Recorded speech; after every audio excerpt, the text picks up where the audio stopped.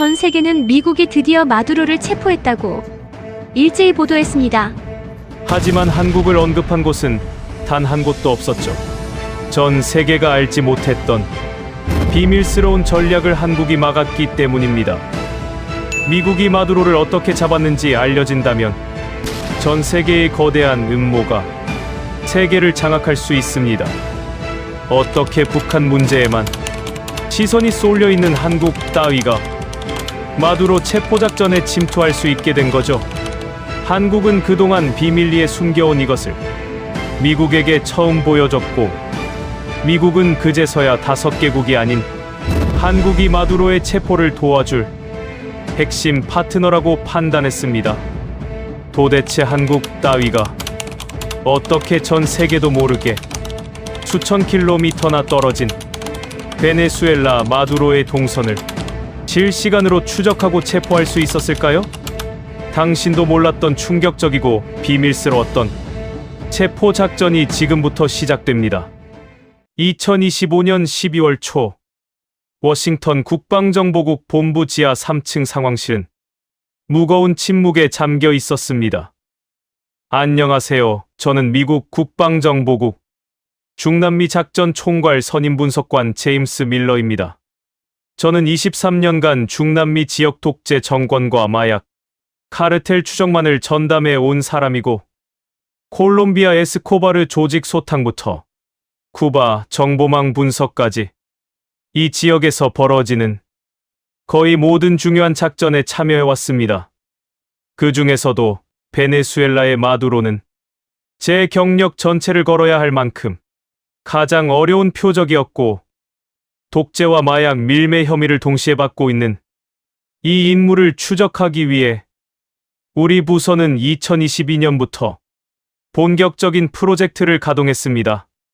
투입된 인력만 63명이었고 예산은 1,850만 달러가 배정됐으며, 미국 역사상 단일 인물 추적에 이 정도 자원이 투입된 적은 손에 꼽을 정도였습니다. 3년이라는 시간 동안 우리는 마두로의 과거 행적부터 측근 인물 관계도, 자금 흐름, 잠재적 은신처 목록까지 방대한 데이터베이스를 구축했고, 어느 순간부터는 마두로의 식습관과 수면 패턴까지 파악했다고 자부할 정도였습니다. 하지만 이 모든 정보에도 불구하고 결정적인 한 가지가 여전히 우리 손에 없었으니 그건 바로 마두로의 실시간 위치였습니다. 마두로는 우리가 지금껏 추적했던 어떤 인물보다 신중했고, 하루에도 서너 번씩 거처를 옮기는가 하면 통신 장비도 매번 새 것으로 교체했으며, 위성전화조차 특수 암호화 시스템을 거쳐 중계 기지국을 우회하는 방식을 썼습니다. 우리가 어제 포착한 신호를 따라 오늘 그 장소에 가보면 이미 마두로는 흔적도 없이 사라진 뒤였고, 카라카스 시내는 건물이 너무 빽빽하게 들어서 있어서 위성 추적으로는 정확한 위치를 특정하기가 사실상 불가능했습니다. 우리 기술의 한계는 명확했는데 신호를 잡아도 오차 범위가 800m에서 1.2km에 달했고, 이 정도 오차라면 수십 개의 건물 중 어디에 마두로가 있는지 알 수가 없었습니다. 특수부대를 투입하려면 최소한 50m 이내의 정확도가 필요했지만, 우리가 보유한 어떤 시스템으로도 그 수준에 도달하는 건 불가능했습니다.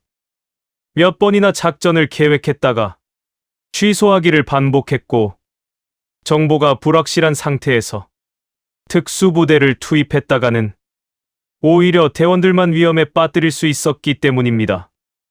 2025년 9월부터 상황은 더욱 급박해졌는데, 미국과 베네수엘라 사이에 국지적 무력 충돌이 시작되면서 미 해군이 베네수엘라 선박을 격침하는 일까지 벌어졌고, 정부의 압박은 날이 갈수록 거세졌습니다.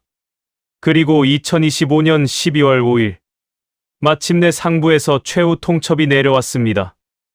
2026년 1월 10일까지 구체적인 작전 계획을 제시하지 못하면 프로젝트 자체를 완전히 종료한다는 내용이었고 3년간 쏟아부은 모든 노력과 예산이 한순간에 물거품이 될 위기에 처한 것입니다.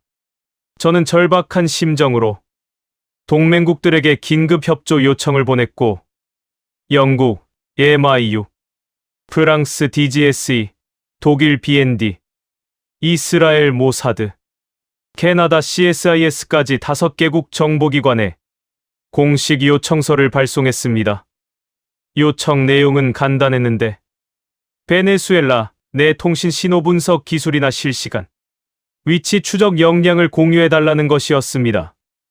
돌아온 답변들은 하나같이 실망스러웠는데 영국은 남미가 자국 관할 지역이 아니라며 정중히 거절했고 프랑스는 현재 중동 상황에 역량이 집중되어 있어 여력이 없다고 답했으며 독일은 법적 검토가 필요하다며 시간을 끌었고 이스라엘은 아예 답장조차 보내지 않았습니다. 캐나다만이 검토해보겠다고 했지만 2주가 지나도록 아무런 후속 연락이 없었고 평소에 굳건한 동맹이라고 입버릇처럼 말하던 나라들이 정작 도움이 필요한 순간에는 모두 발을 빼버린 것입니다. 저는 서운함을 넘어 배신감마저 느꼈고 밤마다 천장만 멍하니 바라보며 63명 팀원들의 얼굴과 1850만 달러의 예산, 3년간의 노력이 모두 수포로 돌아가는 건지 자문하곤 했습니다. 프로젝트 종료 보고서 초안을 작성하기 시작했을 때 제 손은 키보드 위에서 계속 멈췄고 이렇게 허무하게 끝나는구나 하는 생각에 가슴이 먹먹해졌습니다. 그때까지만 해도 저는 상상조차 하지 못했습니다. 지구 반대편의 작은 나라가 우리의 운명을 완전히 뒤바꿔 놓을 거라는 사실을요. 한국이라는 이름이 우리 프로젝트에 등장하게 된 건 바로 그 절망의 한가운데였고, 하지만 그 순간에도 저를 포함한 모든 사람들은 한국을 철저히 무시하고 있었습니다. 2025년 12월 중순, 프로젝트 종료까지 한 달도 채 남지 않은 시점에 긴급 회의가 소집됐고 회의실에는 무거운 공기가 가득 차 있었습니다.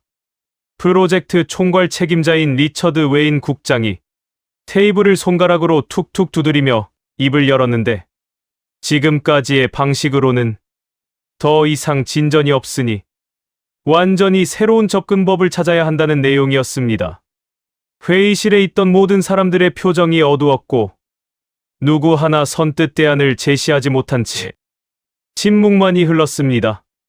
그때 한 참모가 조심스럽게 일본을 언급했는데 기술력은 세계적 수준이니 협조를 요청해 볼 만하지 않겠느냐는 제안이었습니다.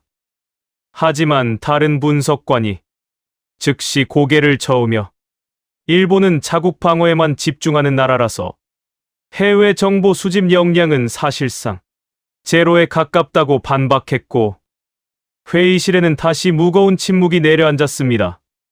바로 그 순간 막내 분석관인 케빈 박이 조심스럽게 손을 들었고 그가 꺼낸 이름은 저를 포함한 모든 사람들의 예상을 완전히 벗어난 것이었습니다. 한국은 어떨까요? 북한을 오랫동안 감시해왔으니 통신 분석 기술이 상당히 발달했다고 들었습니다.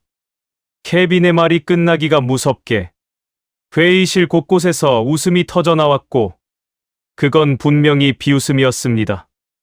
옆에 앉아있던 선임 분석관 톰 해리슨이 코웃음을 치며 말했는데 한국이라고요?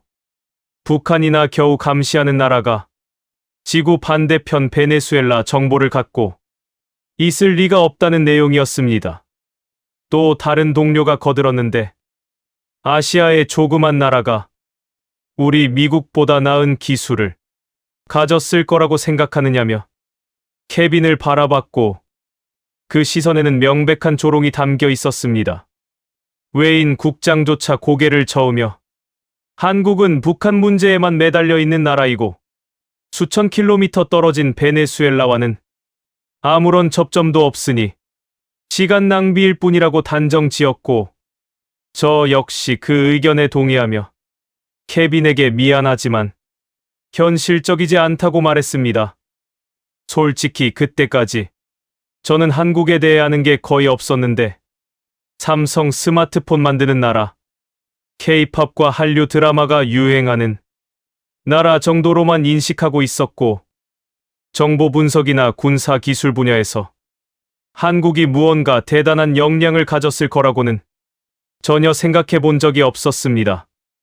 회의는 결론 없이 끝났고 다들 지친 얼굴로 회의실을 빠져나갔으며 저도 사무실로 돌아와 의자에 푹 주저앉은 채 컴퓨터 화면만 멍하니 바라봤습니다. 화면에는 마두로 관련 파일들이 가득했는데 그의 사진과 동선 기록, 측근 명단, 은신처 후보지 목록까지 모든 게 있었지만 정작 가장 중요한 실시간 위치 정보만은 여전히 비어 있었습니다. 모래 위에 성을 쌓은 기분이었고 아무리 정교하게 쌓아 올려도 기반이 없으니 언제든 무너져 내릴 수밖에 없다는 걸 뼈저리게 느끼고 있었습니다. 그렇게 며칠이 흘렀고 팀 분위기는 점점 가라앉았으며 누구도 먼저 말을 꺼내지 않았지만 모두가 같은 생각을 하고 있다는 걸 알 수 있었습니다. 이대로 끝나는 건가? 3년이 그냥 사라지는 건가 하는 체념이 팀 전체에 퍼져 있었고 저는 상부에 제출할 프로젝트 종료 보고서의 목차를 잡기 시작했습니다. 그러던 2025년 12월 18일 제 이메일에 새 메시지 알림이 떴고 발신자를 확인하는 순간 저는 눈을 의심할 수밖에 없었습니다. 대한민국 국가정보원이라고 적혀 있었고 제목은 베네수엘라 관련 협조건이라는 단순한 문장이었습니다. 저는 마우스를 클릭하면서도 별다른 기대를 하지 않았는데 아마 협조가 어렵다거나 내부 검토가 필요하다는 식의 형식적인 거절 메시지일 거라고 짐작했기 때문입니다. 메일을 열어보니 내용은 놀라울 정도로 짧았고 귀 기관의 요청을 확인했으며 도움이 될 만한 자료를 첨부 파일로 보내니 추가 협조가 필요하면 연락 달라는 게 전부였습니다. 저는 첨부 파일을 내려받았고 파일명은 베네수엘라 통신 환경 기초 분석 보고서였으며 용량은 그리 크지 않은 47페이지짜리 PDF였습니다. 큰 기대 없이 파일을 열어본 순간 저는 스크롤을 내리던 손을 멈출 수밖에 없었습니다. 첫 페이지에는 베네수엘라 카라카스 지역의 통신, 인프라 현황이 상세하게 정리되어 있었는데 어느 지역에 어떤 통신사의 기지국이 몇 개나 설치되어 있고 각 기지국의 커버리지, 범위와 주파수 대역이 어떻게 배분되어 있는지까지 꼼꼼하게 분석되어 있었습니다. 두 번째 페이지에는 베네수엘라 정부가 사용하는 암호화, 통신 체계의 특성이 나와 있었고 어떤 방식의 암호화 프로토콜을 쓰는지, 중계 서버가 어느 국가의 위치에 있는지까지 추정되어 있었습니다. 저는 페이지를 넘길수록 점점 더 놀라워졌는데 이건 단순한 공개 자료를 정리한 수준이 아니었고 현지에 요원을 보내지 않고서는 파악하기 어려운 정보들이 가득했기 때문입니다. 하지만 동시에 의문도 들었는데 이 정도 기초 분석이라면 우리도 이미 갖고 있는 수준이었고 한국이 왜 굳이 이런 자료를 보내온 건지 의도를 파악하기 어려웠습니다. 저는 한국 측에 답장을 보냈고 자료는 잘 받았으며 혹시 마두로 개인에 대한 통신 분석 자료가 있는지 조심스럽게 물어봤습니다. 그때까지만 해도 저는 한국을 여전히 과소평가하고 있었고 이 작은 나라가 우리의 핵심 목표물에 대해 무언가 유의미한 정보를 갖고 있을 거라고는 전혀 기대하지 않았습니다. 답장은 예상보다 훨씬 빨리 왔는데 불과 2시간 만이었고 시차를 고려하면 한국은 한밤중이었을 텐데도 즉시 응답해 준 것이었습니다. 메일에는 한 줄의 문장과 함께 새로운 첨부 파일이 달려 있었고 문장의 내용은 이것이었습니다. 요청하신 자료입니다. 보안 등급이 높으니 열람에 주의해 주십시오. 저는 파일을 내려받으며 여전히 큰 기대를 하지 않았는데 한국 따위가 마두로에 대해 뭘 알겠느냐는 생각이 무의식적으로 자리 잡고 있었기 때문입니다. 하지만 그 파일을 여는 순간 저의 모든 선입견은 산산이 부서지기 시작했고 그건 단지 시작에 불과했습니다. 파일명은 베네수엘라 핵심 인물통신 패턴 분석 보고서였고 용량은 첫 번째 파일과는 비교할 수 없을 만큼 무거운 312페이지짜리 PDF였습니다. 저는 파일을 열면서도 여전히 반신반의했는데 한국이 마두로에 대해 의미 있는 정보를 갖고 있을 거라고는 솔직히 기대하지 않았기 때문입니다.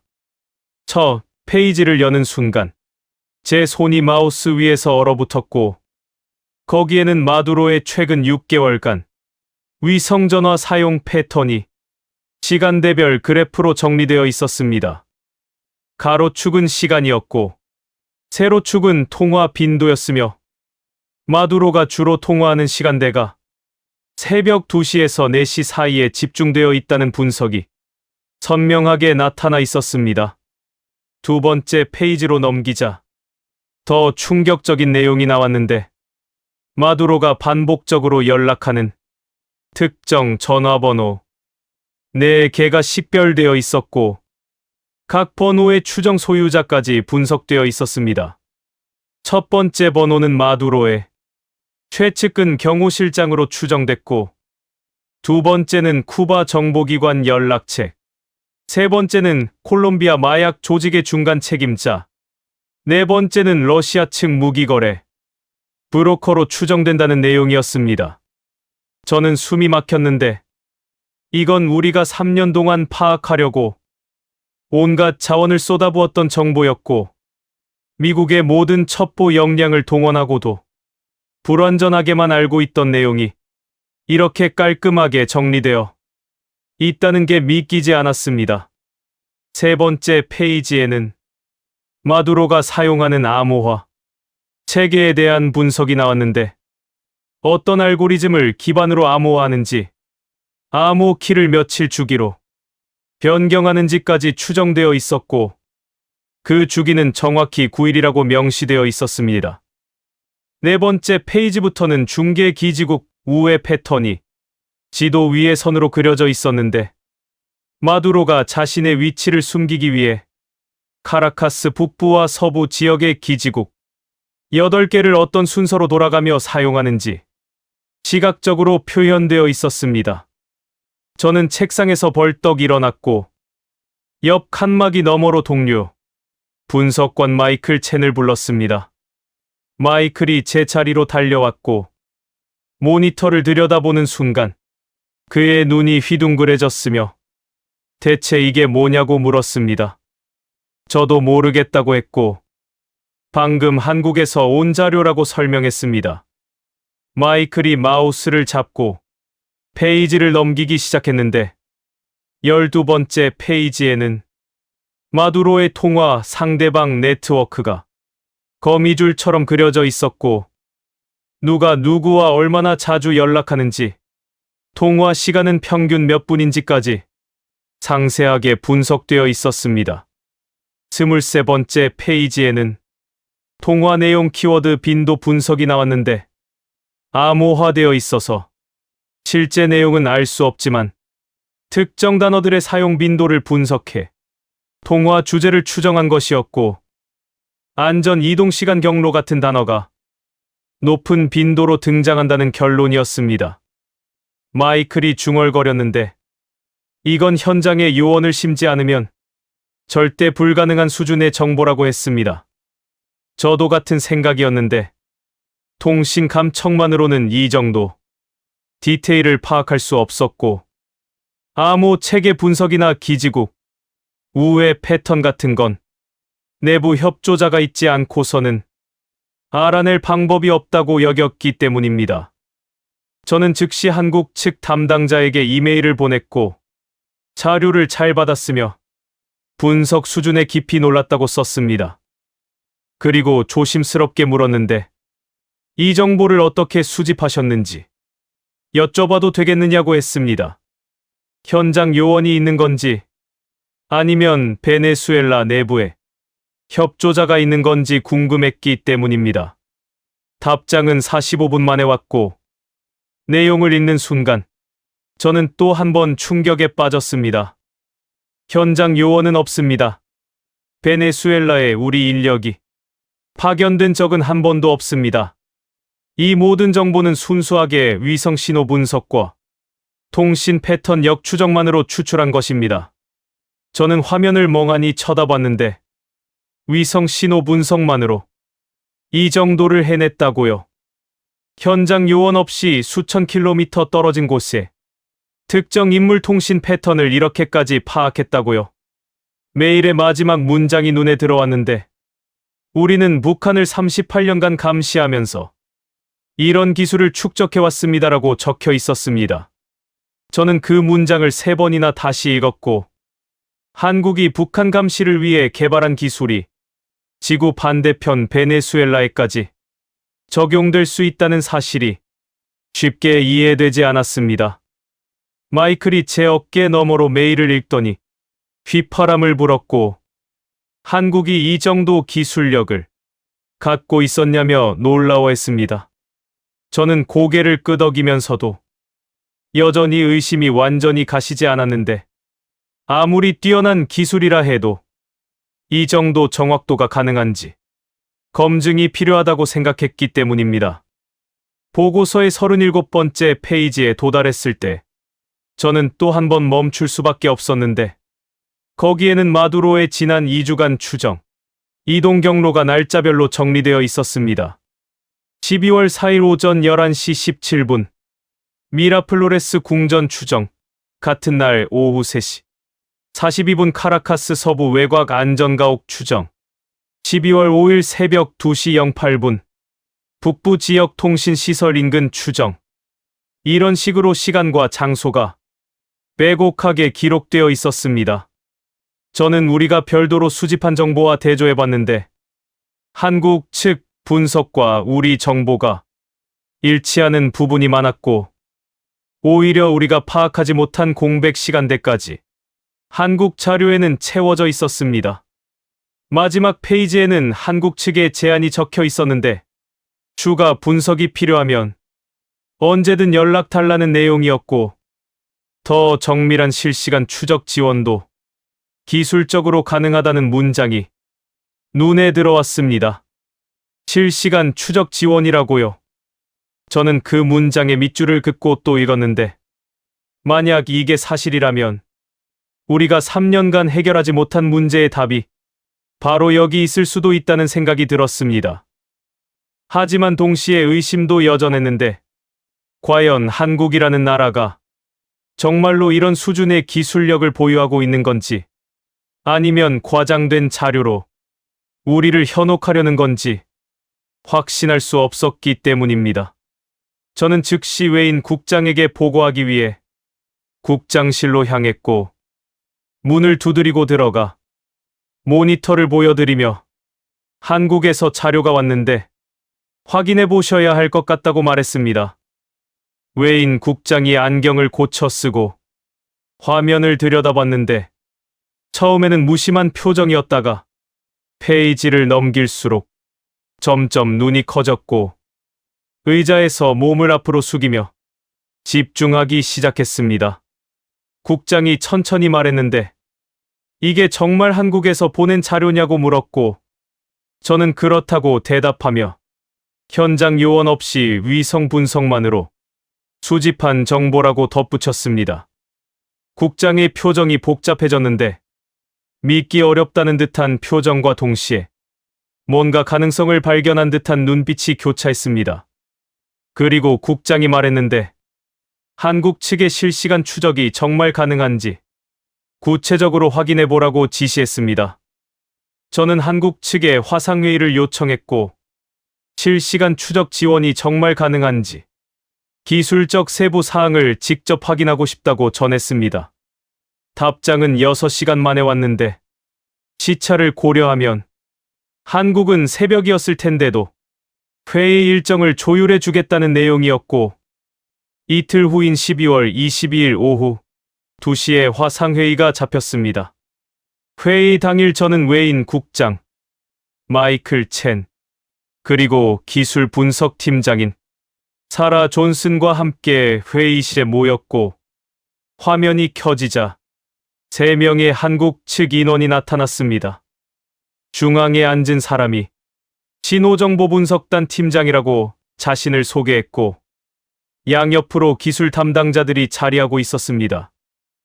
인사를 나누고 본론으로 들어갔는데 저는 조심스럽게 질문을 꺼냈습니다.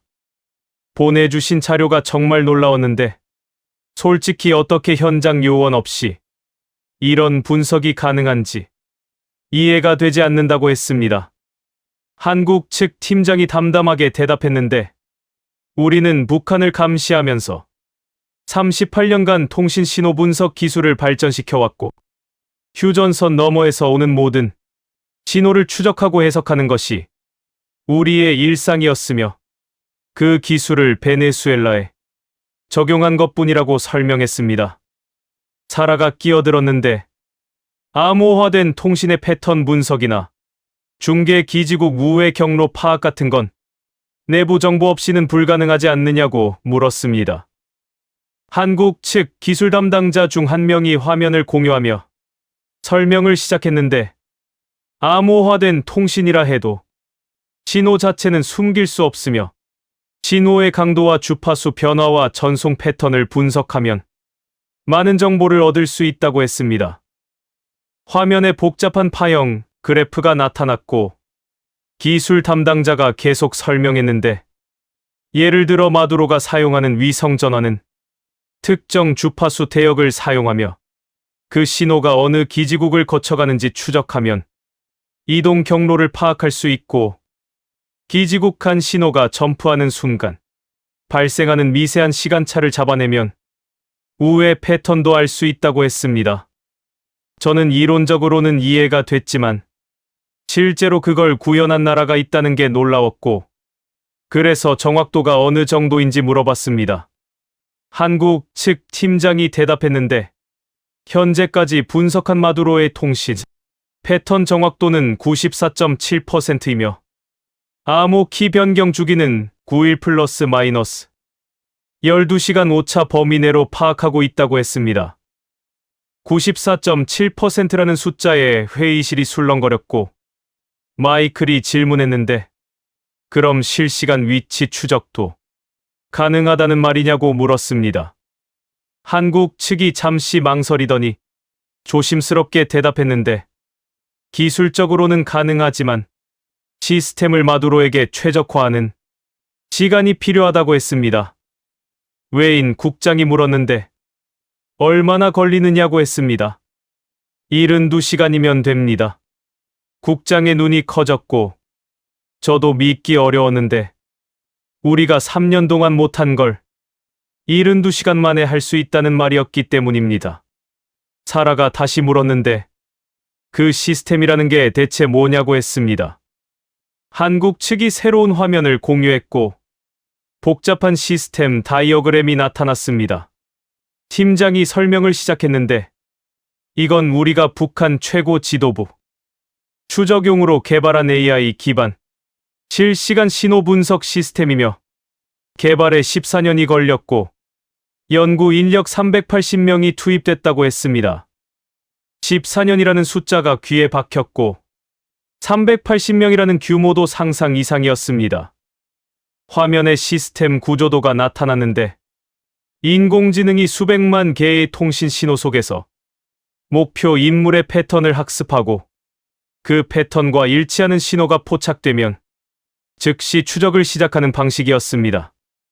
기술 담당자가 핵심 수치를 설명했는데, 이 시스템은 동시에 52,000개의 통신 신호를 실시간 모니터링할 수 있으며, 목표 신호 식별까지 걸리는 시간은 평균 0.3초이고, 위성 삼각 측량을 통한 위치 특정 오차는 반경 35m 이내라고 했습니다. 저는 35m라는 숫자를 듣는 순간 숨이 멎는 것 같았는데 우리 시스템의 오차 범위는 800m에서 1.2km였고 35m라면 건물 한 채를 정확히 콕 집어낼 수 있는 수준이었기 때문입니다. 사라가 다시 물었는데 정말 35m 이내가 가능하냐고 확인했고 한국 측이 단호하게 대답했는데 실제 운용에서는 평균 28m 수준이며 최소 오차 기록은 11m라고 했습니다. 회의실에 침묵이 흘렀고 웨인 국장이 천천히 물었는데 다른 나라도 이런 시스템을 갖고 있느냐고 했습니다. 한국 측이 고개를 저으며 대답했는데 우리가 아는 한 없으며 미국 NSA도 비슷한 연구를 하고 있다고 들었지만 아직 실용화 단계는 아닌 것으로 안다고 했습니다. 저는 충격을 받았는데 미국 정보기관도 못 만든 시스템을 한국이 이미 보유하고 운용하고 있다는 말이었기 때문입니다. 마이클이 질문했는데 이 시스템을 실제로 사용해 본 적이 있느냐고 물었습니다. 한국 측이 대답했는데 물론이며 북한 최고 지도부의 동선을 실시간으로 추적하고 있고 2024년 러시아 방문 때도 열차가 국경을 넘는 순간부터 목적지 도착까지 전 과정을 추적했다고 했습니다. 저는 전율을 느꼈는데 미국도 북한 지도부 추적에 애를 먹고 있었고 폐쇄된 국가라 정보 수집이 극도로 어려웠는데 한국은 실시간으로 추적하고 있었던 것입니다. 웨인 국장이 결정적인 질문을 했는데 그럼 이 시스템을 우리 작전에 사용할 수 있느냐고 물었습니다. 한국 측이 대답했는데 가능하며 72시간만 주시면 마두로의 실시간 위치를 추적해서 좌표를 전송해드리겠다고 했습니다. 국장이 다시 물었는데 왜 우리를 돕느냐고 했고 한국 입장에서 베네수엘라는 아무 상관없는 나라 아니냐고 했습니다. 전화 너머로 잠시 침묵이 흘렀고 한국 측 팀장이 천천히 대답했는데 동맹이 어려울 때 돕는 게 당연한 거 아니겠느냐고 했습니다. 1950년 한국전쟁 때 미국이 우리를 도왔고 그 은혜를 잊지 않고 있으며 이제는 우리가 도울 차례라고 했습니다. 그리고 솔직하게 덧붙였는데 우리 기술력을 북한 외의 대상에게 적용해서 검증할 기회이기도 하며 마두로는 좋은 테스트 케이스라고 했습니다. 저는 가슴이 뭉클해졌는데 70년도 더 된 일을 기억하고 은혜를 갚겠다고 나서는 나라가 있다는 게 감동적이었고 동시에 자국 기술력 검증 기회라는 솔직한 말도 신뢰가 갔습니다. 화상회의가 끝난 후 우리는 회의실에 남아 있었고 아무도 쉽게 말을 꺼내지 못했습니다. 마이클이 먼저 입을 열었는데 우리가 한국을 완전히 우습게 봤다고 했습니다. 사라도 고개를 끄덕이며 동의했고 작은 나라라고 무시했는데 실상은 정반대였다고 했습니다. 웨인 국장이 정리했는데 북한과 70년 넘게 대치하면서 이런 기술을 만들어낸 거라며 우리는 편하게 연구하지만 한국은 생존이 걸린 문제였기 때문에 이 정도 수준까지 올라간 것이라고 했습니다. 저는 그날 밤 한국에 대해 검색하기 시작했고 읽으면 읽을수록 놀라웠는데 휴전선 너머 241km 북쪽에서 언제 포탄이 날아올지 모르는 긴장 속에서 70년을 버텨온 나라가 약할 리 없다는 걸 깨달았습니다. 한국 측의 제안을 수락하기로 결정했고 웨인 국장이 최종 승인을 내렸으며 72시간 후인 12월 25일까지 시스템 최적화를 완료해달라고 요청했습니다. 한국 측은 간단하게 답했는데 알겠다며 크리스마스 선물이 될 거라고 했습니다. 저는 그 순간 처음으로 확신이 생겼는데 이 작전이 성공할 수도 있겠다는 희망이 피어올랐기 때문입니다. 3년간 막혀있던 길이 뚫리는 느낌이었고 그 길을 열어준 건 우리가 그토록 무시했던 한국이라는 사실이 아이러니하면서도 경이로웠습니다. 하지만 진짜 충격은 아직 시작도 하지 않았는데 72시간 후에 도착할 자료가 우리의 상식을 완전히 부숴버릴 거라는 걸 그때는 알지 못했습니다. 72시간이 지난 12월 25일 오전 9시 정각 한국 측에서 약속한 파일이 도착했고 제목은 단 2글자였습니다. 분석 완료. 저는 첨부 파일을 내려받으며 손이 미세하게 떨리는 걸 느꼈는데 기대와 불안이 동시에 밀려왔기 때문입니다. 파일 용량은 무려 847MB였고 압축을 풀자 PDF 문서 1개와 실시간 데이터, 연동 프로그램이 함께 들어 있었습니다. 저는 먼저 PDF를 열었는데 총 페이지 수가 1247페이지라는 숫자를 보고 잠시 멈출 수밖에 없었습니다. 첫 페이지에는 마두로의 지난 72시간 이동 기록이라는 제목이 적혀 있었고 그 아래로 시간대별 좌표가 빼곡하게 나열되어 있었습니다. 고도 해발 47m, 추정 위치 미라플로레스 궁전, 미세 이동 감지 추정 거리 1.3m.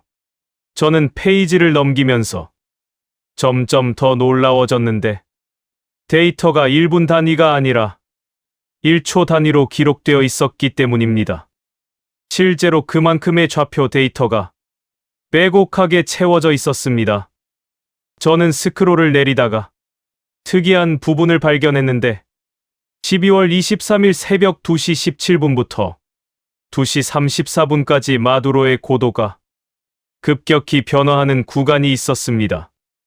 해발 47m에서 시작해 2분 만에 해발 3m로 떨어졌다가 다시 15분 후에 해발 52m로 올라간 기록이었습니다. 저는 처음에 이게 무슨 의미인지 이해하지 못했는데 옆에서 함께 보던 마이클이 먼저 알아챘습니다.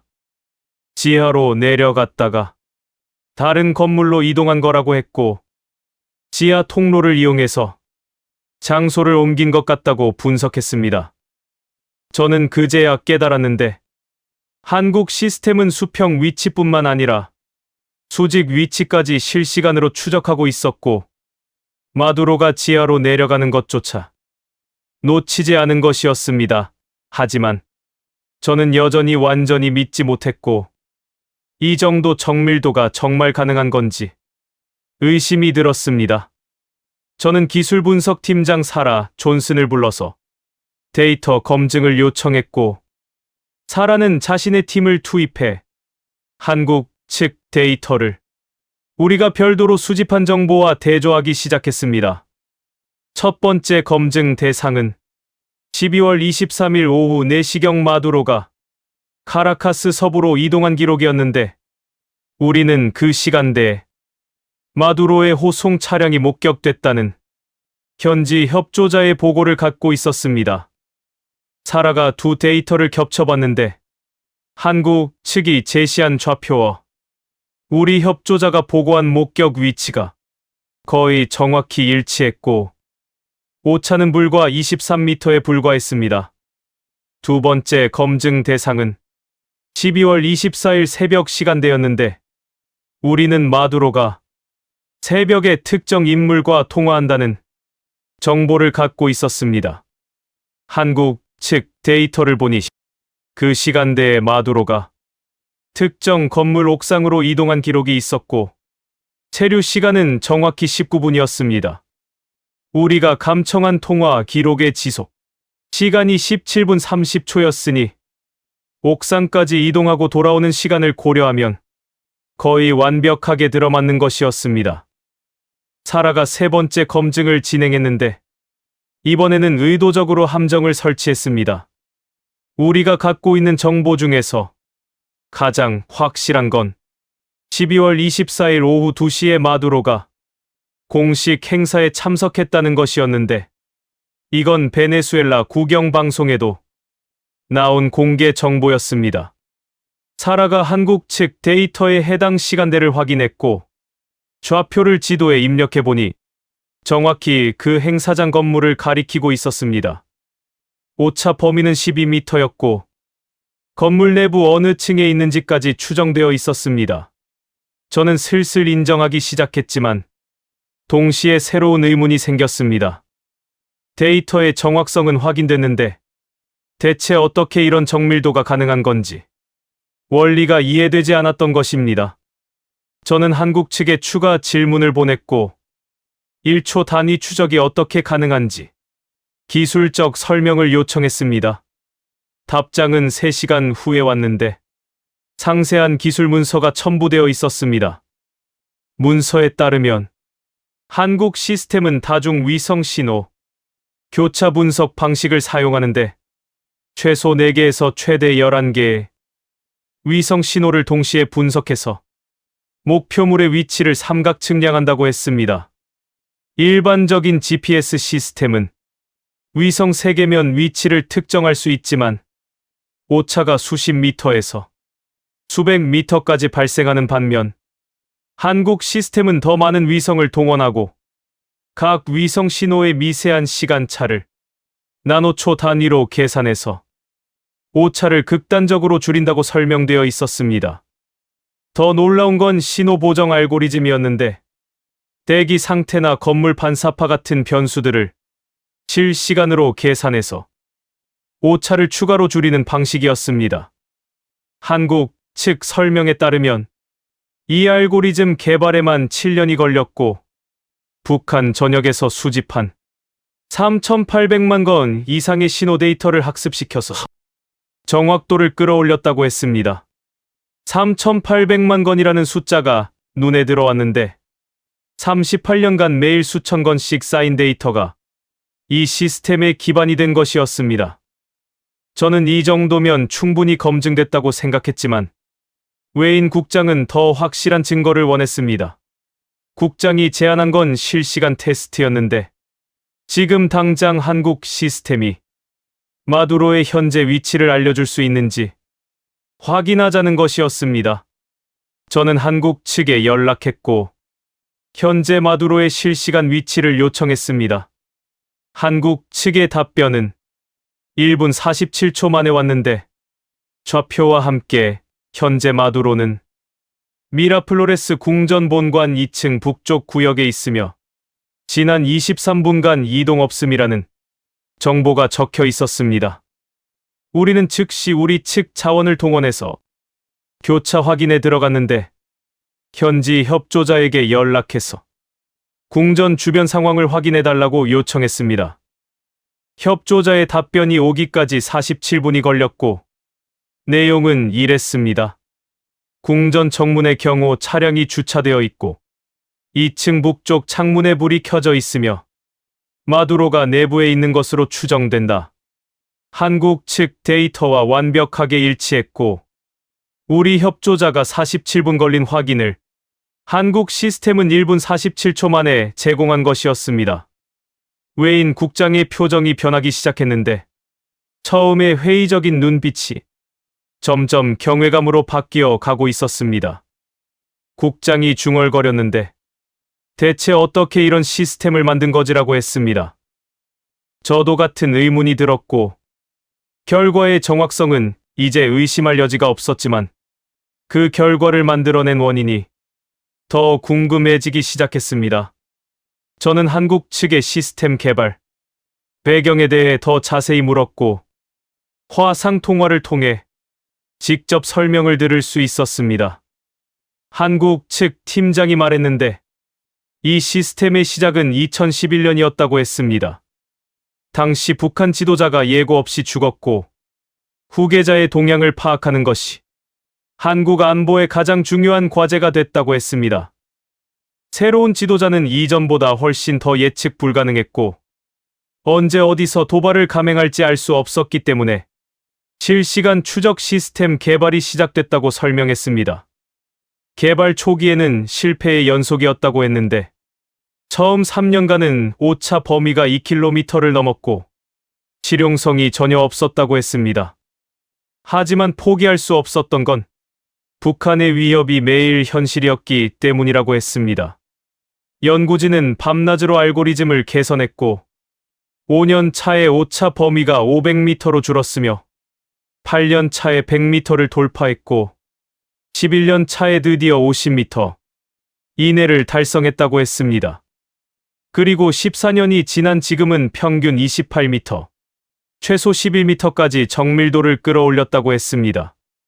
저는 14년이라는 시간에 대해 생각했는데 14년 전이면 2011년이었고 그때 저는 아직 중남미 담당으로 배치받기 전이었습니다.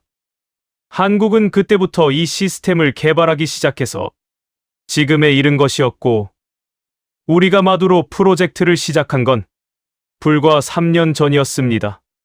시작 전부터 달랐던 것입니다. 한국 측 팀장이 추가로 설명했는데 이 시스템에 투입된 총 예산이 9,400억 원이라고 했습니다. 미국 달러로 환산하면 약 7억 달러 수준이었고 우리가 마두로 프로젝트에 투입한 1,850만 달러와는 비교할 수 없는 규모였습니다. 거기에 14년간 380명의 연구진이 투입됐다고 했는데 그 중에는 전자공학자, 물리학자, 수학자, 컴퓨터 과학자, 암호학자까지 각 분야 최고 전문가들이 포함되어 있었다고 했습니다.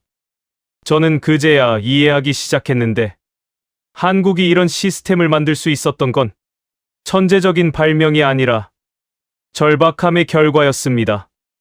북한이라는 위협이 38년간 단 하루도 사라진 적이 없었고 그 위협 앞에서 생존하기 위해 모든 차원을 쏟아부은 결과가 바로 이 시스템이었습니다.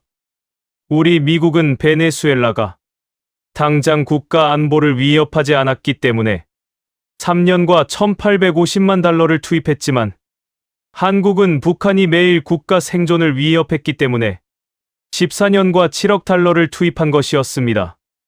마이클이 옆에서 말했는데 우리가 한국을 삼성이랑 K-팝 나라로만 알고 있었는데 완전히 다른 얼굴이 있었다고 했습니다. 사라도 동의했는데 북한 덕분에 이런 기술을 개발할 수밖에 없었던 거라며 역설적으로 북한이 한국을 기술 강국으로 만든 셈이라고 분석했습니다. 외인 국장이 결론을 내렸는데 더 이상 검증은 필요 없으며 한국 시스템을 전적으로 신뢰하고 작전을 진행하자고 했습니다. 저는 그날 밤 상황실에서 한국 측 실시간 데이터를 지켜봤는데 화면에는 카라카스 지도 위에 빨간 점 하나가 깜빡이고 있었습니다. 마두로였습니다. 점 옆에는 좌표와 시각이 표시됐고 1분마다 업데이트되고 있었습니다. 저는 그 점이 천천히 움직이는 걸 보면서 생각했는데 수천 킬로미터 떨어진 한국에서 만든 시스템이 지금 이 순간 마두로의 위치를 실시간으로 추적하고 있다는 사실이 아직도 비현실적으로 느껴졌습니다. 하지만 숫자는 거짓말을 하지 않았습니다. 94.7%의 패턴 분석 정확도, 평균 28m의 위치 오차, 1분 47초 만에 제공되는 실시간 좌표, 52,000개 신호, 동시 모니터링 능력, 이 모든 숫자들이 쌓이면서 저의 의심은 완전히 무너졌고 대신 그 자리에 경외감이 차올랐습니다. 한국이라는 나라를 다시 보게 됐고 작은 나라라고 무시했던 과거에 제 자신이 부끄러워졌습니다. 저는 한국 측 담당자에게 문자를 보냈는데 당신들의 기술력이 정말 놀랍다고 썼고 이 정도 수준일 줄은 상상도 못했다고 솔직하게 인정했습니다. 한국 측의 답장은 짧았는데 아직 시작에 불과하며 작전 당일의 진짜 실력을 보여드리겠다고 적혀 있었습니다. 저는 그 문장을 읽으며 궁금해졌는데 지금까지 본 것도 충분히 놀라웠는데 대체 작전 당일에 뭘 더 보여주겠다는 건지 상상이 되지 않았습니다.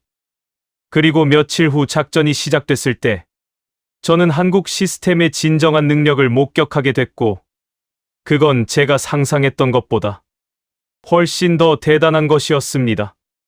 23분 전에 터진 긴급 상황에서 한국이 보여준 실시간 대응 능력은 우리 모두의 상식을 완전히 뒤집어 놓았고, 그 순간 저는 확신했습니다. 한국은 우리가 생각했던 것보다 훨씬 더 강한 나라였습니다.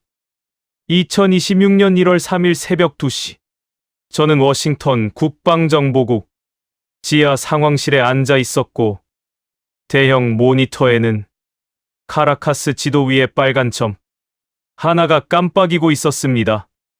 작전 개시까지 남은 시간은 1시간 20분이었고, 미군 특수부대는 이미 베네수엘라 해안에서 대기 중이었으며 헬기 4대가 출격 명령만을 기다리고 있었습니다. 상황실에는 웨인 국장을 비롯해 작전 참모진 12명이 모여 있었고, 모든 시선이 화면 속 빨간 점에 고정되어 있었습니다. 한국 측에서 보내주는 실시간 데이터에 따르면 마두로는 현재 카라카스 북부에 안전가옥에 머물고 있었고, 지난 5시간 동안 그 위치에서 벗어나지 않은 상태였습니다. 저는 한국 측 분석 보고서를 다시 펼쳐봤는데, 마두로의 행동 패턴에 따르면 매일 새벽 3시 15분에서 3시 25분 사이에 특정 건물 옥상으로 이동해서 평균 17분간 머무른다고 되어 있었습니다. 그 시간대에 위성 전화로 통화를 하는 것으로 추정됐고, 경호 인력이 가장 적은 시점이라 체포적기로 분석되어 있었습니다. 우리 작전 계획도 이 패턴에 맞춰져 있었고, 3시 20분에 마두로가 옥상에 도착하면 특수부대가 급습하는 시나리오였습니다. 2시 37분, 한국 측에서 업데이트가 왔는데 마두로가 여전히 같은 위치에 있으며 이동 징후가 없다는 내용이었습니다. 저는 안도의 한숨을 내쉬었고, 지금까지 모든 게 한국 측 예측대로 흘러가고 있었기 때문입니다. 웨인 국장이 특수부대 지휘관에게 무전을 보냈고, 43분 후 출격이라며 대기 상태를 유지하라고 지시했습니다. 지휘관의 답신이 왔는데 알겠다며 대원들 모두 준비 완료 상태라고 보고했습니다. 2시 47분, 화면 속 빨간 점이 움직이기 시작했고, 저는 몸을 앞으로 숙이며 화면에 집중했습니다. 점이 건물 밖으로 나가는 것처럼 보였고, 북쪽 방향으로 이동하기 시작했습니다. 저는 긴장했지만 크게 걱정하지는 않았는데, 마두로가 옥상이 있는 건물로 이동하는 것일 수 있다고 생각했기 때문입니다. 한국 측 데이터에 따르면 마두로가 옥상 통화를 하러 가는 건물은 안전가옥에서 북쪽으로 1.3km 떨어진 곳이었고, 차량으로 4분 거리였습니다. 2시 51분, 빨간 점이 계속 북쪽으로 이동하고 있었고, 속도는 시속 약 35km로 차량 이동으로 추정됐습니다. 저는 한국 측 예측 경로와 비교해봤는데 지금까지는 예상대로 움직이고 있었습니다. 상황실의 긴장감이 조금 풀렸고, 마이클이 옆에서 말했는데 패턴대로 가고 있다며 계획대로 진행될 것 같다고 했습니다. 2시 54분, 빨간 점이 갑자기 경로를 이탈했습니다. 저는 눈을 의심했고, 점이 북쪽이 아니라 북동쪽으로 방향을 틀고 있었습니다. 예상 경로에서 완전히 벗어난 것이었고, 저는 즉시 한국 측에 연락을 시도했습니다. 바로 그 순간 제 휴대폰이 울렸고, 화면에는 한국 측 담당자 이름이 떠 있었습니다. 이 시간에 먼저 전화가 온다는 건 뭔가 문제가 생겼다는 뜻이었고, 저는 심장이 철렁 내려앉는 느낌을 받으며 전화를 받았습니다.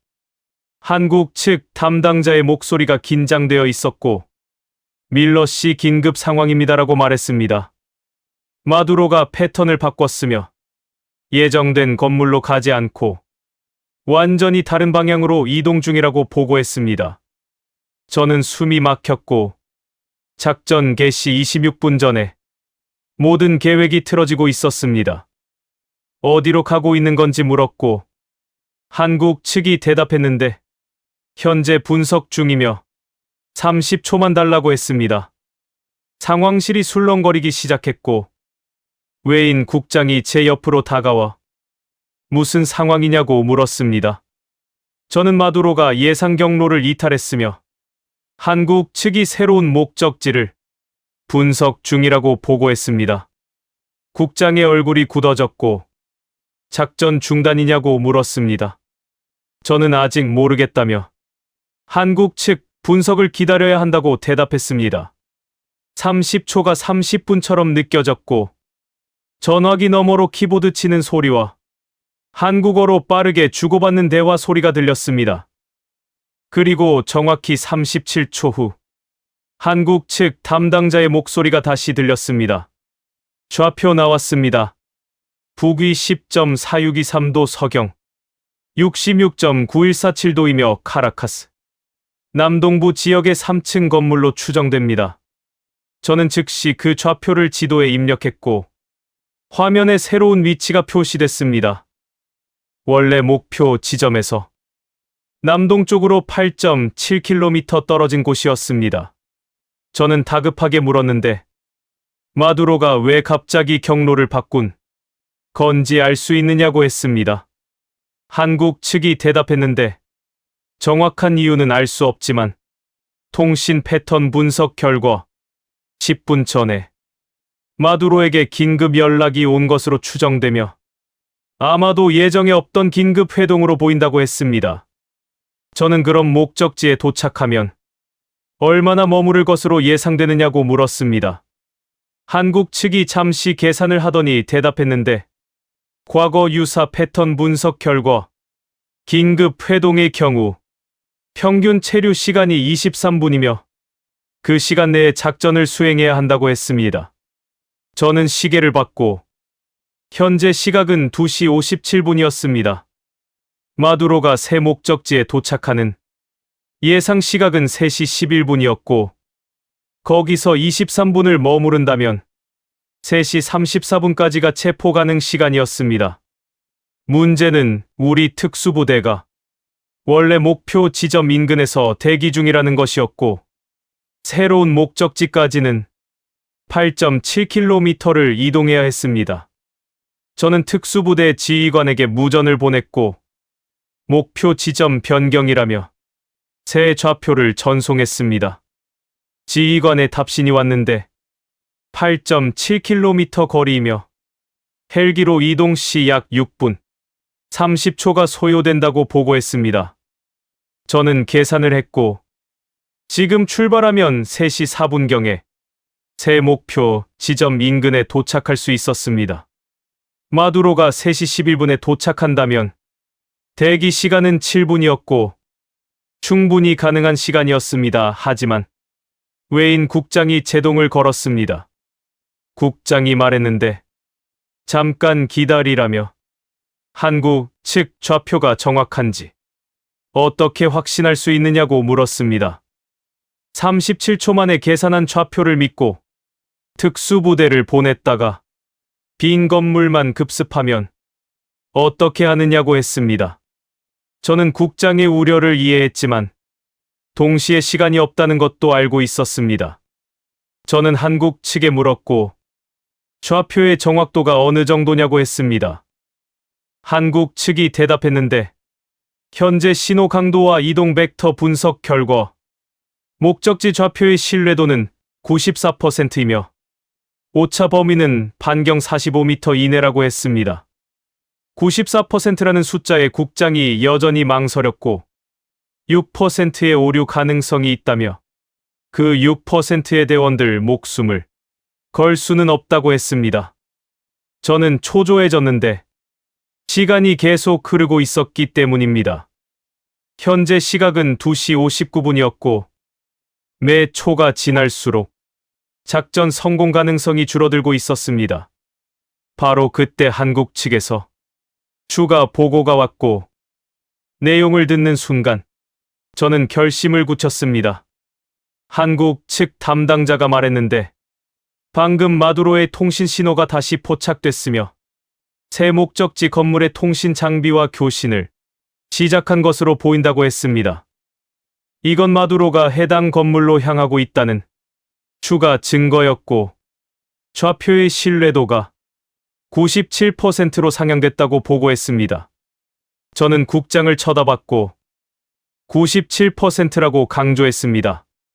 국장이 잠시 눈을 감았다가 뜨더니 결정을 내렸고 좋다며 새 좌표로 작전을 진행하라고 명령했습니다.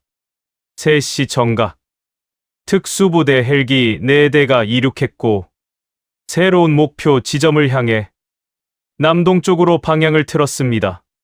상황실의 대형 화면에는 2개의 점이 표시됐는데 빨간 점은 마두로였고 파란 점들은 우리 헬기들이었습니다. 2점이 서로 다른 방향에서 같은 지점을 향해 접근하고 있었고 저는 숨을 죽이며 화면을 지켜봤습니다. 3시 4분 한국 측에서 업데이트가 왔습니다. 마두로 현재 위치 북위 10.4589도, 서경 66.901도이며 목표 지점까지 잔여거리 2.3km이고 도착 예상 시각은 3시 10분이라고 보고했습니다. 저는 특수부대 지휘관에게 무전을 보냈고 현재 위치를 확인했습니다. 지휘관이 대답했는데 목표 지점까지 잔여거리 3.1km이며 도착 예상 시각 3시 7분이라고 했습니다. 우리 부대가 마두로보다 3분 먼저 도착할 예정이었고 충분한 준비 시간이었습니다. 3시 6분 한국 측에서 새로운 정보가 왔습니다. 목표 건물 주변 통신 신호 분석 결과 경호 인력으로 추정되는 신호가 7개 감지됐으며 건물 1층에 4명, 건물 외부에 3명이 배치된 것으로 보인다고 했습니다. 저는 이 정보를 즉시 특수부대에 전달했고 지휘관이 대답했는데 알겠다며 1층과 외부 경호 인력 무력화 후 내부 진입하겠다고 했습니다. 3시 7분 특수부대가 목표 건물 인근에 도착했고 옥상 착륙이 가능하다며 대기 중이라고 보고했습니다. 저는 화면을 주시했고 빨간 점이 점점 가까워지고 있었습니다. 마두로가 목표 지점에 거의 도착한 상태였습니다. 3시 9분 한국 측에서 긴급 보고가 왔습니다. 마두로 차량이 목표 건물 앞에 정차했으며 하차 중이라고 했습니다. 30초 후 추가 보고가 왔는데 마두로가 건물 내부로 진입했으며 현재 1층에 위치해 있다고 했습니다. 저는 숨을 죽였고 지금부터가 진짜 시작이었습니다. 3시 11분 한국 측에서 업데이트가 왔습니다. 마두로 현재 고도 해발 3m에서 9m로 상승 중이며 계단을 통해 2층으로 이동하는 것으로 추정된다고 했습니다. 1분 후 또 업데이트가 왔는데 마두로 현재 고도 해발 14m이며 3층에 도착한 것으로 보인다고 했습니다. 저는 화면을 주시했고 빨간 점이 건물 내부에서 멈춰 있었습니다. 3시 14분 한국 측에서 결정적인 보고가 왔습니다. 마두로 현재 고도 해발 19m이며 옥상에 도착한 것으로 추정되고 신호 패턴 분석 결과 위성 전화를 꺼낸 것으로 보인다고 했습니다. 저는 그 순간을 놓칠 수 없었고 특수부대 지휘관에게 무전을 보냈습니다. 목표물 옥상 도착했으며 지금 투입하라고 명령했습니다. 헬기 엔진 소리가 무전기를 통해 들렸고 로프가 내려가는 소리, 대원들이 착지하는 소리가 연속으로 들렸습니다. 상황실 전체가 숨을 멈춘 듯 고요해졌고 모든 시선이 화면에 고정되어 있었습니다. 10초가 지났고 20초가 지났으며 30초가 지났습니다. 3시 15분 47초 무전이 들어왔습니다. 지휘관의 목소리였고 단 2단어였습니다. 목표물 확보 상황실에 환호성이 터졌습니다. 저는 주먹을 불끈 쥐었고 외인 국장이 제 어깨를 두드렸습니다. 마이클이 소리쳤는데 해냈다고 했고 사라가 박수를 쳤습니다. 3년간의 노력이 그리고 지난 23분간의 아슬아슬한 줄타기가 마침내 결실을 맺은 순간이었습니다. 저는 즉시 한국 측에 전화를 걸었고 성공했다고 말했습니다. 마두로를 확보했으며 모든 게 당신들 덕분이라고 했습니다. 한국 측 담당자가 대답했는데 축하한다며 작전이 성공해서 다행이라고 했습니다.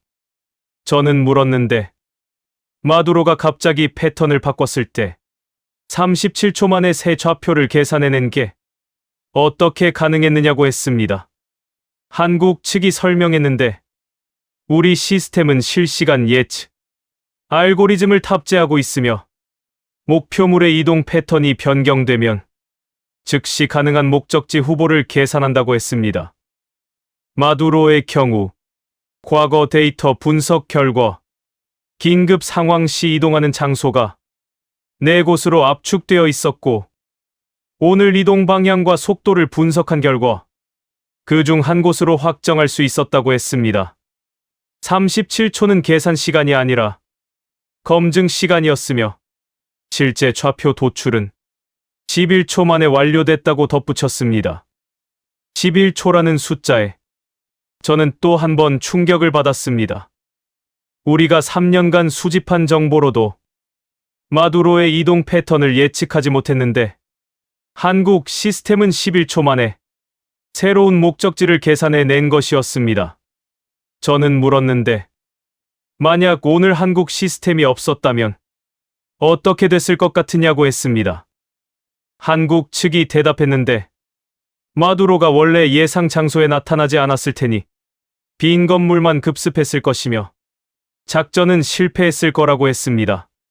저는 그 말을 듣고 소름이 돋았는데 23분 전에 터진 변수가 얼마나 치명적이었는지 새삼 깨달았기 때문입니다. 한국의 실시간 대응 능력이 없었다면 3년간의 모든 노력이 수포로 돌아갔을 것이었고 우리 대원들은 아무것도 없는 건물에 돌입해서 위험에 빠졌을 수도 있었습니다. 3시 47분 마두로를 태운 헬기가 베네수엘라 영공을 벗어났고 카리브해 상공으로 진입했습니다.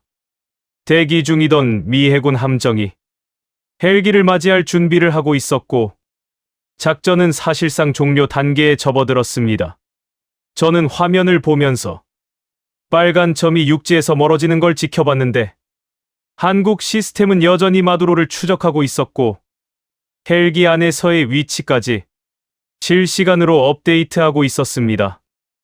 4시 23분 마두로가 미 해군 함정에 인계됐다는 보고가 왔고 작전 완료가 공식 선언됐습니다.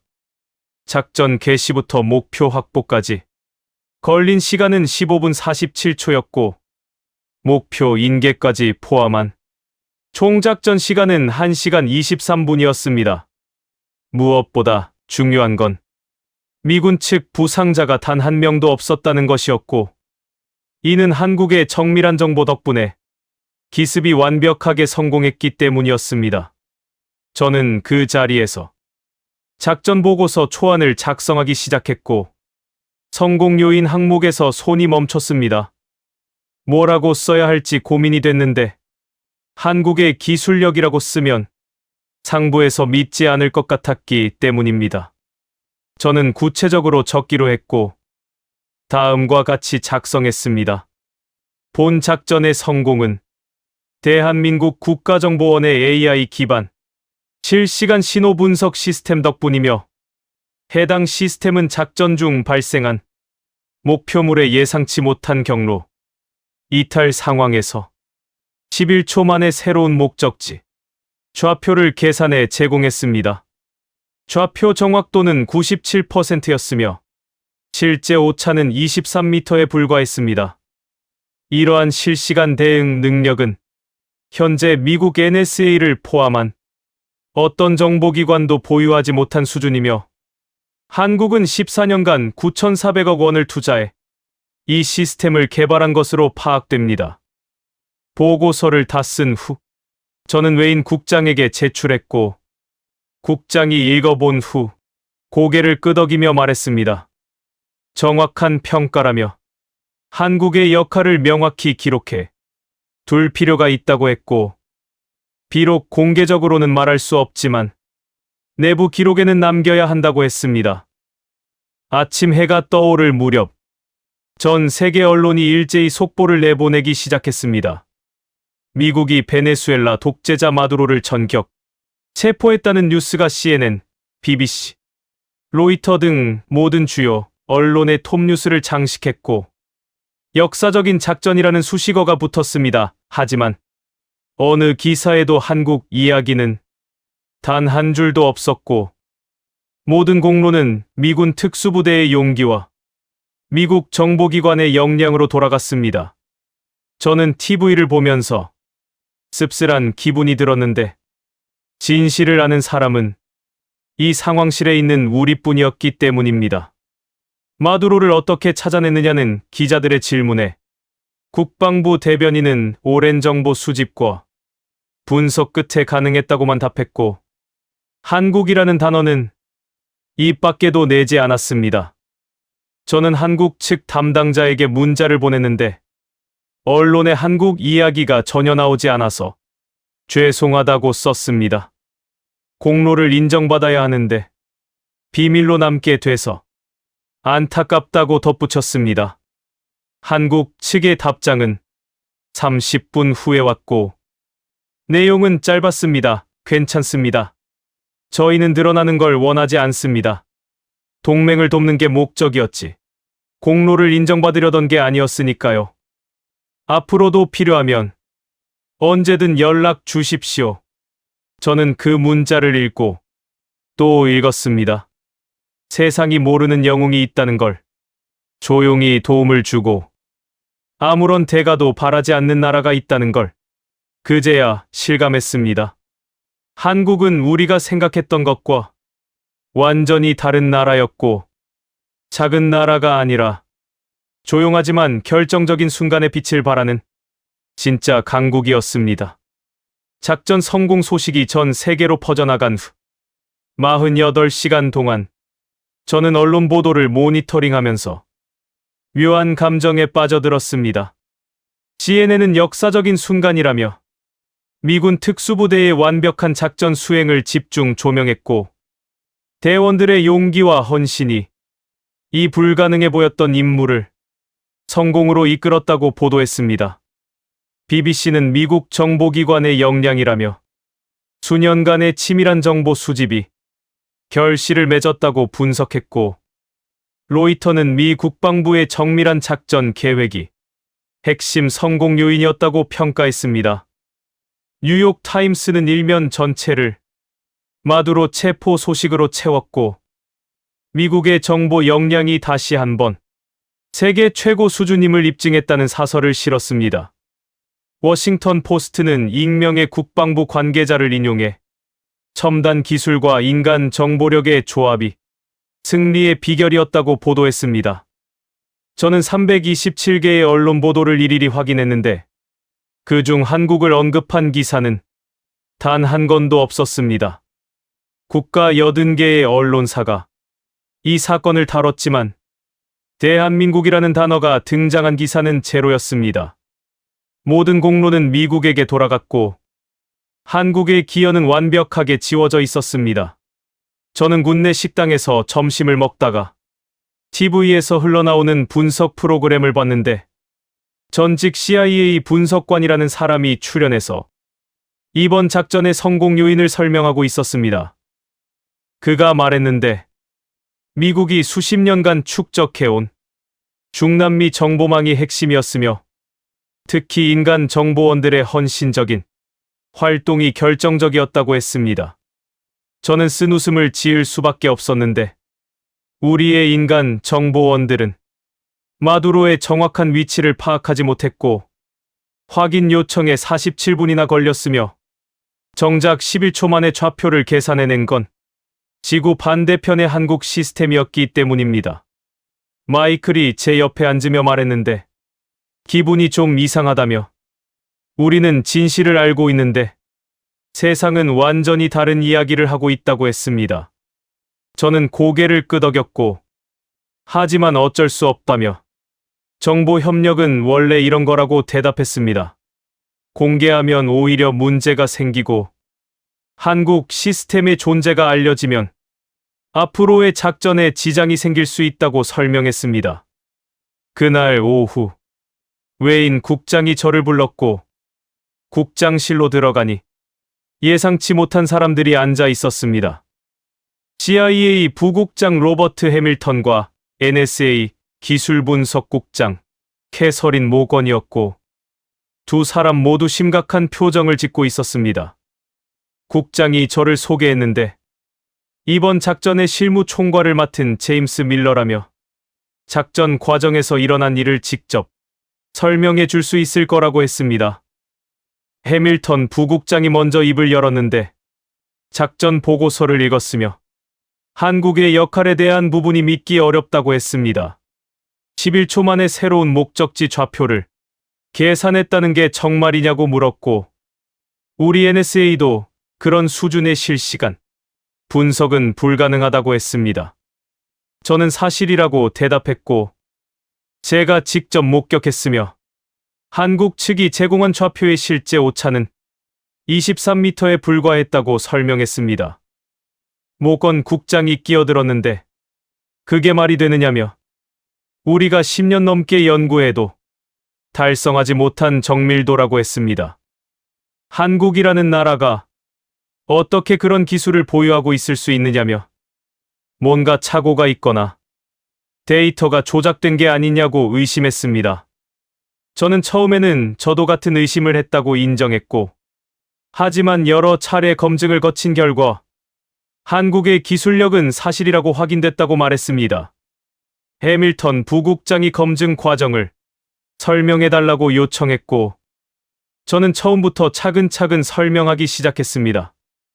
첫 번째 검증은 한국 측이 제공한 마두로의 과거 이동 기록을 우리가 별도로 수집한 정보와 대조한 것이었는데, 12월 23일 오후 4시경 마두로의 호송 차량이 카라카스 서부에서 목격됐다는 현지 협조자 보고가 있었고, 한국 측 데이터와 비교한 결과 오차는 23m에 불과했다고 설명했습니다. 두 번째 검증은 마두로가 새벽에 특정 건물 옥상에서 통화한다는 정보를 확인한 것이었는데, 우리가 감청한 통화 시간 17분 30초와 한국 측이 분석한 옥상 체류 시간 19분이 거의 일치했다고 말했습니다. 세 번째 검증은 12월 24일 오후 2시 마두로의 공식 행사 참석 기록을 확인한 것이었는데, 이건 베네수엘라 국영방송에도 나온 공개 정보였고, 한국 측 데이터가 정확히 해당 행사장 건물을 가리키고 있었으며 오차는 12m였다고 설명했습니다. 네 번째 검증은 실시간 테스트였는데, 한국 측의 마두로의 현재 위치를 요청했고 1분 47초 만에 답변이 왔으며, 우리 현지 협조자가 47분 후에 확인해준 정보와 완벽하게 일치했다고 말했습니다. 모건 국장의 표정이 조금씩 변하기 시작했고, 처음에 노골적인 의심에서 점점 진지한 관심으로 바뀌어 가고 있었습니다. 그녀가 물었는데 그 시스템의 기술적 원리가 뭐냐고 했습니다. 저는 한국 측에서 받은 기술, 문서를 바탕으로 설명했는데, 다중 위성 신호 교차 분석 방식을 사용하며 최소 4개에서 최대 11개의 위성 신호를 동시에 분석해서 삼각 측량한다고 했습니다. 각 위성 신호의 시간차를 나노초 단위로 계산하고 대기 상태나 건물 반사파 같은 변수를 실시간으로 보정하는 알고리즘이 적용되어 있다고 설명했습니다. 모건 국장이 눈을 크게 떴는데, 나노초 단위 계산이라며 그건 이론적으로만 가능하다고 알고 있었다고 했습니다. 저는 한국은 그걸 실제로 구현했다고 대답했고, 개발에 14년이 걸렸으며 380명의 연구진이 투입됐고 총 예산은 9,400억 원이라고 덧붙였습니다. 해밀턴 부국장이 천천히 말했는데 9,400억 원이면 약 7억 달러라며 그 정도 규모의 투자를 14년간 지속했다는 건 국가적 의지가 없으면 불가능하다고 했습니다. 저는 그렇다고 대답했고, 한국은 북한이라는 위협 때문에 선택의 여지가 없었다고 설명했습니다. 휴전선 너머에서 언제 포탄이 날아올지 모르는 상황에서 70년을 버텨온 나라가 이런 기술을 개발한 건 생존을 위한 필수적인 선택이었다고 말했습니다. 모건 국장이 다른 질문을 했는데 한국이 왜 우리를 도왔느냐고 물었습니다. 베네수엘라는 한국과 아무 관련이 없는 나라인데 무슨 이유로 이렇게 적극적으로 협력했느냐고 했습니다.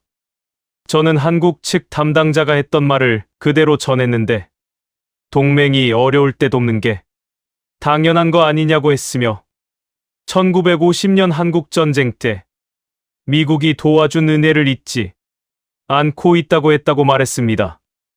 그리고 솔직하게 덧붙였는데 한국 입장에서는 자국 기술력을 북한 외의 대상에게 적용해서 검증할 기회이기도 했다고 했습니다. 해밀턴 부국장이 고개를 끄덕이며 말했는데 진리와 의리를 동시에 챙긴 셈이라며 똑똑한 나라라고 평가했습니다. 저도 동의했고, 한국은 우리가 생각했던 것보다 훨씬 전략적으로 움직이는 나라라고 덧붙였습니다. 회의가 끝난 후 해밀턴 부국장이 저를 따로 불렀고 복도에서 조용히 말했습니다. 밀러, 이번 일은 우리에게 큰 교훈이라며 한국을 너무 과소평가하고 있었다고 했습니다. K-팝이나 삼성 정도로만 알고 있었는데 정보 기술 분야에서 이 정도 역량을 가진 줄은 몰랐다고 인정했습니다.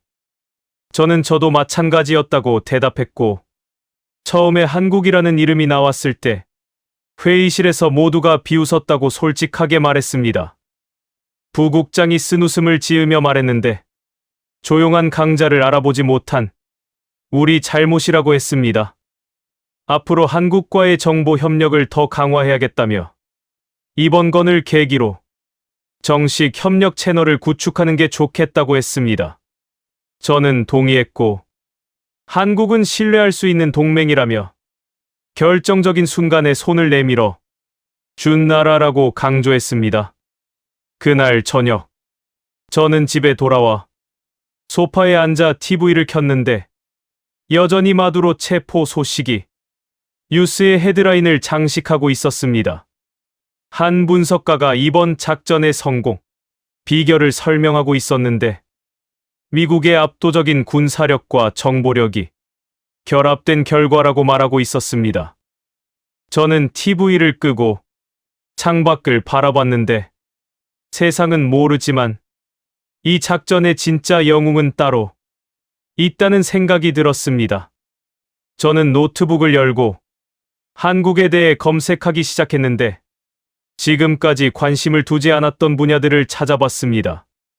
한국의 방위산업, 정보기술, 군사 역량 같은 키워드를 입력했고 읽으면 읽을수록 놀라운 내용들이 나왔습니다. 한국은 세계 6위의 방위산업 수출국이었고 자주포와 장갑차 분야에서 세계 최고 수준의 기술력을 보유하고 있었습니다. 전투기 개발 프로그램도 진행 중이었고 자체 설계한 잠수함과 구축함을 건조하고 있었습니다. 더 놀라운 건 사이버 보안 분야였는데 한국은 세계에서 가장 많은 사이버 공격을 받는 나라 중 하나였고 그 대부분이 북한으로부터 왔습니다.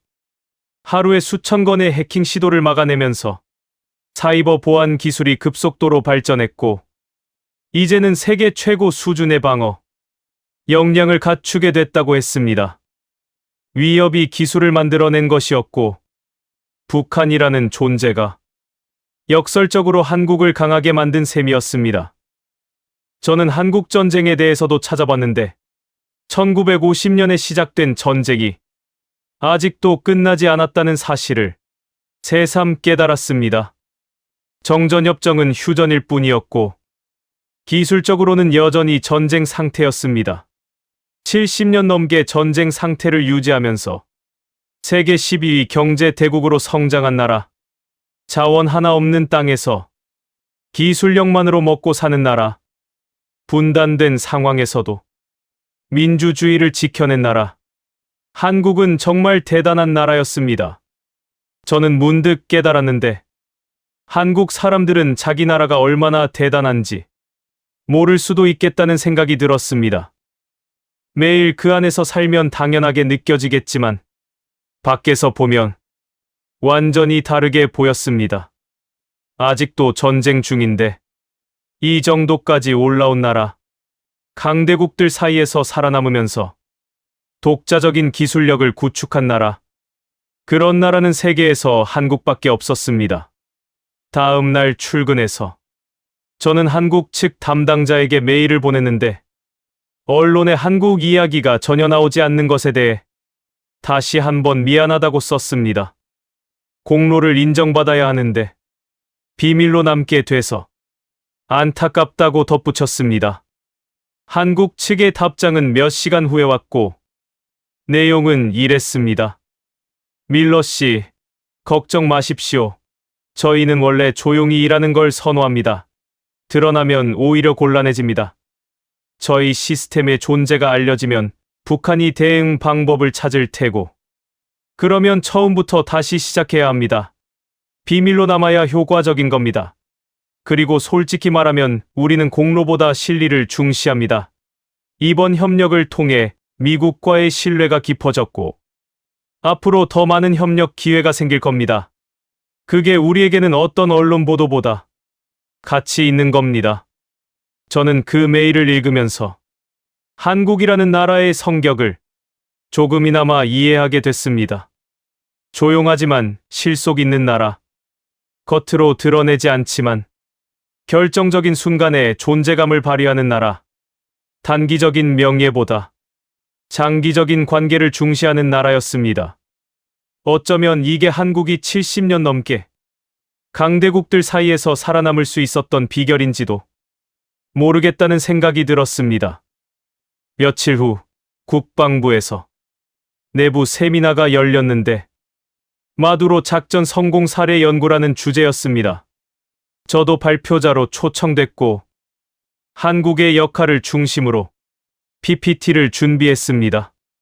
물론 참석자 전원이 보안 허가를 받은 인원들이었고 발표 내용은 대회비로 분류됐습니다. 발표 시간이 되어 단상에 올라갔고 저 슬라이드를 띄웠습니다. 제목은 숨겨진 핵심 요인, 대한민국의 기술력이었습니다. 청중들 사이에서 술렁임이 일었고 한국이라는 단어에 의아해하는 표정들이 보였습니다. 저는 발표를 시작했고 이번 작전의 공식적인 성공 요인은 미군 특수부대의 용기와 미국 정보기관의 역량으로 알려져 있지만 실제로 작전을 가능하게 한 핵심 요인은 대한민국 국가정보원의 AI 기반 실시간 신호 분석 시스템이었다고 말했습니다. 청중들의 반응은 예상대로였는데 처음에는 믿지 않는 표정이었습니다. 한 장성이 질문했는데 한국이요? 한국이 우리보다 나은 정보 기술을 갖고 있다고요? 그게 말이 됩니까? 라고 했습니다. 저도 처음에는 같은 반응이었다고 인정했고 하지만 데이터가 모든 걸 증명한다고 말했습니다. 두 번째 슬라이드를 띄웠고 한국 시스템의 핵심 수치를 보여줬습니다. 동시 모니터링 가능 신호수 52,000개, 목표 신호 식별 소요 시간 평균 0.3초, 위치 특정 오차 범위, 평균 28m 최소 11m, 실시간 좌표 업데이트 주기 1분, 긴급 목적지 재계산 소요 시간 11초. 숫자들을 하나씩 읽어 내려갈 때마다 청중들의 표정이 변해갔고 처음에 회의적인 시선이 점점 진지해지고 있었습니다. 세 번째 슬라이드에는 작전 당일 발생한 긴급 상황을 정리해놨는데 작전 개시 23분 전에 마두로가 갑자기 경로를 이탈했고 한국 시스템이 11초 만에 새로운 목적지 좌표를 계산해 제공했으며 해당 좌표의 실제 오차는 23m에 불과했다고 설명했습니다.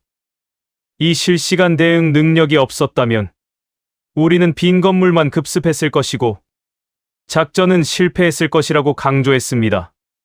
네 번째 슬라이드에는 한국 시스템의 개발 배경을 정리했는데 개발 기간 14년, 투입 연구 인력 380명, 총 투자 비용 9,400억 원, 약 7억 달러, 학습 데이터 3,800만 건 이상이라고 적었습니다. 청중들 사이에서 탄식이 흘러나왔고 한 참모가 중얼거렸는데 우리가 마두로 프로젝트에 투입한 예산이 1,850만 달러인데 한국은 7억 달러를 투자했다고요라고 했습니다. 저는 그렇다고 대답했고 하지만 중요한 건 금액이 아니라 왜 이런 투자가 가능했느냐는 것이라고 말했습니다. 한국은 북한이라는 현실적인 위협 때문에 선택의 여지가 없었으며 생존이 걸린 문제였기 때문에 14년간 7억 달러를 투자할 수 있었던 것이라고 설명했습니다. 우리에게 베네수엘라는 급하지 않은 문제였지만 한국에게 북한은 매일매일의 생존 문제라는 점이 차이를 만들었다고 분석했습니다. 다섯 번째 슬라이드에는 검증 과정을 정리했는데 우리가 한국 데이터를 어떻게 확인했는지 4가지 사례를 나열했습니다. 첫째, 현지 협조자 보고와 한국 좌표 대조 결과 오차 23m. 둘째, 통화 감청 기록과 옥상 체류 시간 비교 결과 오차 1분 30초. 셋째, 공개 행사 참석 기록과 좌표 대조 결과 오차 12m. 넷째, 실시간 위치 요청 후 확인 결과 한국 응답 1분 47초. 우리 확인 47분 모든 검증에서 한국 데이터가 정확했으며 특히 네 번째 사례에서 한국의 속도가 우리보다 25배 이상 빨랐다는 점이 충격적이었다고 설명했습니다. 발표가 끝난 후 질문이 쏟아졌는데 대부분은 한국이 어떻게 이런 기술을 개발할 수 있었느냐는 것이었습니다. 저는 한국의 특수한 상황을 설명했고 휴전선 너머 241km 북쪽에서 언제 포탄이 날아올지 모르는 긴장 속에서 70년을 버텨온 나라가 약할 리 없다고 말했습니다. 북한이라는 위협이 한국을 기술 강국으로 만들었고 역설적으로 적이 동맹을 강하게 만든 셈이라고 분석했습니다. 한 장성이 발표 후 저에게 다가왔는데 밀러 한국에 대해 완전히 새롭게 알게 됐다며 우리가 한국을 너무 과소평가하고 있었다고 인정했습니다. 저는 고개를 끄덕였고 저도 마찬가지였으며 하지만 이번 일을 통해 배웠다고 대답했습니다. 한국은 작은 나라가 아니라 조용하지만 결정적인 순간에 빛을 발하는 진짜 강국이라고 강조했습니다.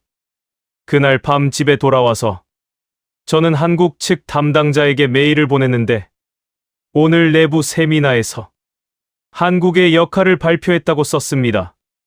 청중들 대부분이 처음에는 믿지 않았지만 데이터를 보여주자 모두 인정했다고 전했습니다. 한국의 기술력이 조금씩이나마 알려지고 있다며 비록 비밀 채널을 통해서지만이라고 덧붙였습니다. 한국 측의 답장은 다음 날 아침에 왔고 내용은 간단했습니다. 감사합니다. 저희 기술력이 인정받는 건 기쁜 일입니다. 다만 공개적으로 알려지는 건 아직 곤란하니 내부적으로만 공유해 주시면 감사하겠습니다. 앞으로도 좋은 협력 관계를 유지할 수 있기를 바랍니다. 저는 그 메일을 읽으며 생각했는데 한국은 정말 조용한 강자라는 생각이 들었습니다. 자신의 능력을 과시하지 않으면서 묵묵히 실력을 쌓아온 나라. 필요한 순간에 결정적인 도움을 주고 아무런 대가도 바라지 않는 나라. 장기적인 관계를 위해 단기적인 명예를 포기할 줄 아는 나라였습니다. 어쩌면 이게 진짜 강자의 자세인지도 모르겠다는 생각이 들었습니다. 저는 창밖을 바라보며 혼잣말을 했는데 한국이라는 나라를 이제야 제대로 알게 됐다고 했습니다. 작은 나라라고 무시했던 과거의 제 자신이 부끄러웠고 앞으로는 한국을 다르게 볼 것이라고 다짐했습니다. 세계가 모르는 영웅이 있다는 걸, 조용히 도움을 주고 조용히 사라지는 나라가 있다는 걸 저는 이제 알게 됐습니다. 그리고 그 사실을 더 많은 사람들에게 알리고 싶었지만 그건 아직 비밀로 남아야 했습니다. 언젠가 이 이야기가 세상에 알려질 날이 올 거라고 믿으면서 저는 그날을 기다리기로 했습니다.